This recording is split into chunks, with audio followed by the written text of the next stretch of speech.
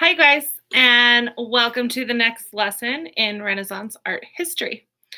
I'm working really hard to keep these lessons short, and my last humanism recording was 17 minutes. So this is a redo to try to see if I can make it a little bit shorter for you guys. Humanism is a little bit difficult to explain. So humanism is essentially a return to thinking about the human. So it promoted the idea that man is the center of its own universe and people should embrace their human achievements in education, classical arts, literature, and science. There's a bunch of different definitions of humanism here. A renewed belief in the value and power of the individual. The belief that man has beauty, worth, and dignity. Therefore, life here on earth should be cherished rather than simply endured. That one's my favorite. One is a philosophical stance that affirms the fact that humans have dignity and worth, and that they're capable of discovering truths about the world and about humanity's place within it purely by appealing to reason and scientific method. One definition of humanism is a belief that human needs and values are more important than religious beliefs or the needs and desires of humans. An example of humanism is the belief that a person creates their own set of ethics. Specifically for me, the Renaissance humanism tends to not completely dismiss religion as much as humanism today. So why humanism? Why now? Well, during the Middle Ages that came right before the Renaissance, and between about the 3rd and 13th century, life and culture were primarily focused on the church and religion. But towards the beginning of the 14th century, the power of the church began to decline. This decline is one of the main reasons for the development of humanism, because people were less interested in thinking about God and the afterlife and saints, and more interested in thinking about themselves and their life and their world, and the here and now. There was a couple things that led to this. One is the bubonic plague. So people were dying everywhere, and the church couldn't really do anything about it. People would go to church and pray and pray and pray that everybody wouldn't die, but people just kept dying, and it kind of made people believe in the church just a little bit less. Also is market economy and trade, which replaced feudalism and freed the individual from serfdom, allowing them to make money, grow, and think on their own. What on earth does that all mean? Essentially, feudalism was the way that things ran back then as far as the economy. It meant land equals power. So essentially, the king would grant me the entire Roaring Fork Valley, for example.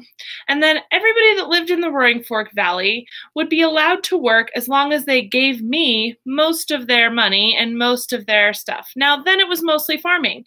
So if you grew corn, you could save enough corn to feed your family, and you could sell some so you had some money, but you had to give most of your crop and most of your money to me in exchange for being able to live on the land. And that really kept people reliant on the lords, and it also kept them very poor. They also weren't very educated. Not many people could read, and the church really had this attitude of not thinking for yourselves. So let's talk a little bit about humanism and religion. So before the Renaissance and in the Middle Ages, Christianity tended to view human beings as sinful creatures who had to be constantly mindful of their souls. They were always damned and had to work their whole life to try to get to heaven. During the Renaissance, there became more of an emphasis on the goodness of God's creation and the talents and the skills that God had granted humanity. In the Middle Ages, the church taught that people should only be concerned with obeying the rules and following them without question, and to think of yourself or your rights was arrogant and rebellious and sinful. But we have an awakening from that, and people started to think for themselves. In the north, so the primary area of the Renaissance was in Italy, and then these ideas started to spread north to the rest of Europe. And in the north, we had a movement called Christian humanism. A lot of what they focused on was Jesus's human life. So they had Jesus as a spiritual being and a godlike creature, and then there was Jesus as a human. And he was kind of a mixture of those things. But the Christian humanists decided to look at Jesus's life, the pain he had, his friends, his parents, his family, being born, dying, being betrayed, all of these things that we experience as humans. And they came up with modern devotion and the imitation of Christ, which basically said, live your life the way Jesus would live his life. Remember those "What would Jesus do" bracelets, or am I just acting really old here? I don't really know. Anyway, the other thing that came along with modern devotion and the Christian humanism was that people started to look for very old copies of the Bible. And the reason that they were doing this was because they would read two Bibles side by side. Now, one thing we need to remember during this time period is that all of these Bibles were handwritten before the printing press. So a guy would have a Bible right here and he would be handwriting the other Bible. And people were looking at him and noticing that there were differences. People were putting their own thoughts and their own values into the Bible and actually changing the Bible. So these people thought that the older copies of the Bible had been less tainted by humans' opinions. That brings us to Martin Luther, who was maybe the most famous follower of modern devotion, who actually came to break from the Catholic Church and ultimately start the Protestant faith, which is a huge deal, but not what we're talking about here. Another thing that Christian humanists did was they had more realistic depictions of Jesus and the crucifixion, focusing both on Jesus's pain and really the barbarianism of the crucifixion, and also the sadness of the people there and how absolutely devastated they were that their savior was being executed like this. So one important Renaissance humanist, and maybe the first one, is Francesco Petrarca, who most people just call Petrarch. He was one of the earliest humanists, and he rediscovered the letters of Cicero, who was a philosopher from the classic times of ancient Greece and Rome.